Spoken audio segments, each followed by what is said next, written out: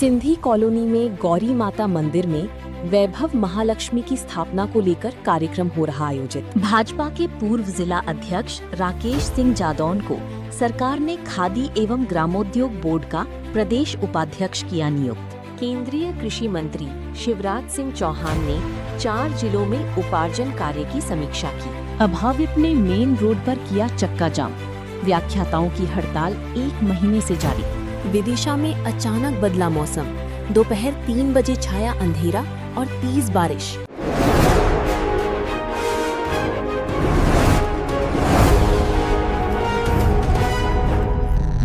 Sindhi colony में स्थित गौरी माता मंदिर में वैभव महालक्ष्मी की स्थापना की प्रक्रिया की जा रही है।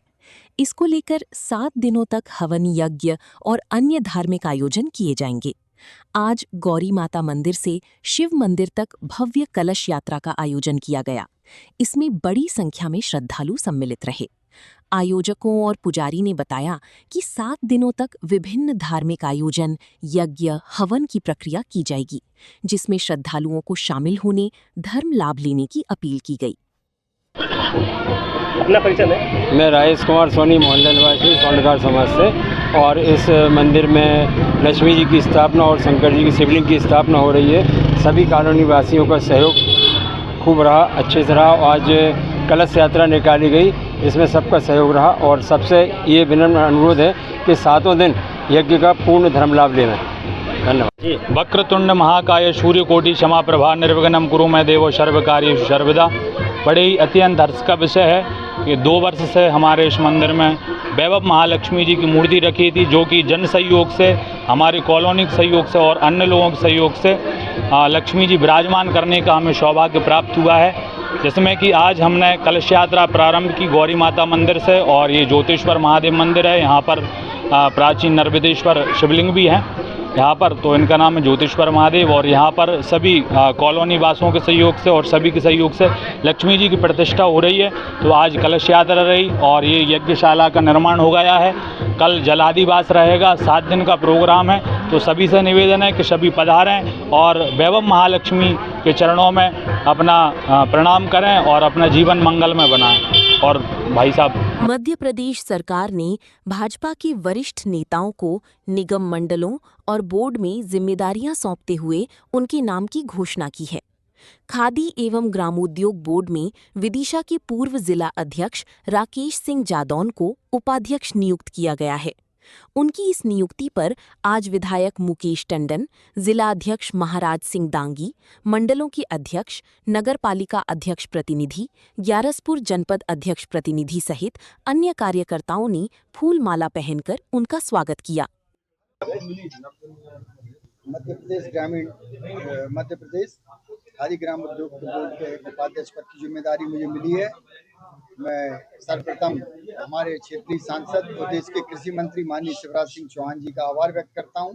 मध्य प्रदेश के लोकप्रिय मुख्यमंत्री डॉक्टर मोहन यादव जी का मैं आभार व्यक्त करता हूं। और मध्य प्रदेश भारतीय जनता पार्टी के प्रदेश के अध्यक्ष माननीय हेमंत खंडेलवाल जी का भी मैं आभार व्यक्त करता हूं। उन्होंने जो विश्वास मेरे ऊपर जताया है, मैं प्रयास करूंगा कि उनके विश्वास पर खरा उतरूं और भारतीय जनता पार्टी के सभी कार्यकर्ताओं के सहयोग से जो जिम्मेदारी मुझे मिली है उसको मैं आगे बढ़ाने का काम करूंगा। आज हमारे विदिशा जिले के वरिष्ठ नेता पूर्व जिलाध्यक्ष सम्मानित डॉक्टर राकेश सिंह जादौन जी को मध्य प्रदेश खादी ग्राम उद्योग के उपाध्यक्ष की जिम्मेदारी हमारे वरिष्ठ नेताओं ने दी है। आदरणीय भाई साहब शिवराज सिंह जी चौहान साहब, मध्य प्रदेश के मुख्यमंत्री डॉक्टर मोहन यादव जी, हमारे प्रदेश के अध्यक्ष सम्मानीय हेमंत खंडेलवाल जी को हम धन्यवाद देते हैं कि उन्होंने हमारे जिले के भारतीय जनता पार्टी के वरिष्ठ नेता को ये महत्वपूर्ण जिम्मेदारी दी है। हम सब ने उनके प्रति धन्यवाद ज्ञापित किया है। साथ में पूरे जिले में भारतीय जनता पार्टी के कार्यकर्ताओं में प्रसन्नता की लहर है। डॉक्टर राकेश सिंह जादौन जी ने जिलाध्यक्ष रहते हुए भारतीय जनता पार्टी को न केवल मजबूत किया बल्कि सभी कार्यकर्ताओं को एक माला में पिरोकर आज विदिशा जिले का जो संगठन मजबूत है वो डॉक्टर राकेश सिंह जी जादौन का महत्वपूर्ण योगदान है। हम सब ने उनके इस नई जिम्मेदारी को वो सफल हों और खादी ग्रामोद्योग को मजबूत कर हमारे प्रदेश के नेतृत्व ने जो जिम्मेदारी दी है उस पर खरे उतरेंगे। ये सभी ने उनको मंगल शुभकामनाएं दी हैं और सभी कार्यकर्ताओं ने डॉक्टर राकेश सिंह जादौन जी को बधाई दी है और हमारे वरिष्ठ नेताओं को सबको धन्यवाद ज्ञापित किया है। गेहूं की खरीदी की तीसरी समीक्षा थी। एक दिन रायसेन से मैंने की थी, एक दिन भोपाल से ही की थी, और आज विदिशा में आके हमने पूरे संसदीय क्षेत्र के गेहूं खरीदी की विशेष रूप से आज समीक्षा की है। ये बात केंद्रीय कृषि मंत्री शिवराज सिंह चौहान ने आज कलेक्ट्रेट में आयोजित बैठक के दौरान कही। उन्होंने कहा कि हर एक किसान से खरीदी होगी और अब खरीदी तेजी से चल रही है। स्लॉट बुकिंग में देरी लग रही थी, धीमा चल रहा था, लेकिन अब तेजी से स्लॉट बुक करने का काम चल रहा है और अब स्लॉट बुकिंग में कोई समस्या बची नहीं है। ये फैसला किया है कि कंट्रोल रूम कलेक्ट्रेट में रहेगा। अगर किसी किसान को ये समस्या आ रही है कि सत्यापित नहीं हो रहा, तो वो यहाँ पर जानकारी दे दे, तो वो सही किसान है तो सत्यापित करके उसकी समस्या का समाधान कर दिया जाएगा। बारदानों की कमी की समस्या दूर करने का प्रयास किया है। बारदानी अब निरंतर आ रही हैं। अगले 3 दिन तक की खरीद के लिए बारदानी पर्याप्त हैं और उनकी आपूर्ति लगातार हो रही है। पहले तौल कांटे कहीं कम थे, उस तरह की समस्या थी। पहले 1000 क्विंटल ही खरीदी हो सकती थी, अब वो बढ़ के 2250 क्विंटल हो गई है और उसके हिसाब से जहां जहां कांटों को बढ़ाने की भी आवश्यकता थी, वहां कांटे भी बढ़ाई जा रही हैं ताकि जल्दी खरीदी का काम संपन्न हो सके। किसान भाई और बहनों से उपार्जन का काम, गेहूं खरीदी का काम निरंतर जारी है। आज मैंने यहाँ विस्तार से विदिशा संसदीय क्षेत्र की चारों जिले में खरीद की क्या स्थिति है उसकी समीक्षा की है और मुझे ये बताते हुए खुशी है कि अब स्लॉट बुकिंग की समस्या जो पहले आ रही थी कि स्लॉट बुक नहीं हो रहे थे, अब स्लॉट बुक तेजी से हो रहे हैं और 80% से ज्यादा किसानों के स्लॉट बुक हो चुके हैं। सत्यापन की भी एक समस्या आ रही थी, उसका समाधान भी निकाला गया है। खरीद केंद्रों पर जो गेहूं पहले 1000 क्विंटल तौला जाना था, अब 2250 क्विंटल रोज उसकी तुलाई हो सकेगी। कांटे भी खरीदने के लिए बढ़ाए गए हैं। एक समस्या और आ रही थी बारदानों की, तो बारदानों की समस्या का भी समाधान हो गया है। निरंतर अब बारदाने आ रहे हैं और अगले 3 दिन के लिए बारदाने सभी खरीदी केंद्रों पर पहुंचाए गए हैं। स्लॉट बुकिंग का हो, कांटों की हो, बारदानों की हो, सारी समस्याओं का समाधान हो गया है और मुख्यमंत्री जी ने भी निर्देश दिए हैं कि पूरी तेजी से खरीदी की जाए।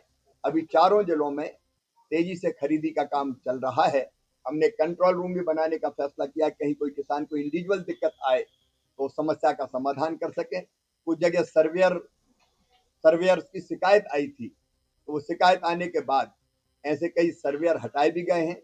विदिशा जिले में 2 के खिलाफ FIR भी कराई गई है ताकि कोई सर्वेयर किसान को परेशान न कर पाए।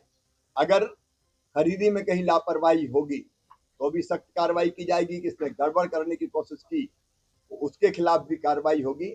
हम अपने किसान भाइयों और बहनों को आश्वस्त करते हैं तो उनके खून पसीने की मेहनत से पैदा किया हुआ अनाज पूरी तरह से खरीदा जाए।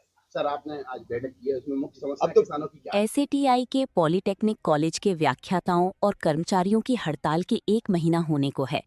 इस हड़ताल की वजह से विद्यार्थियों की पढ़ाई प्रभावित हो रही है। अखिल भारतीय विद्यार्थी परिषद के सदस्यों ने कॉलेज के विद्यार्थियों के साथ इसी के विरोध में कॉलेज के बाहर मेन रोड पर चक्का जाम कर दिया। सूचना मिलते ही सिविल लाइन पुलिस मौके पर पहुंची।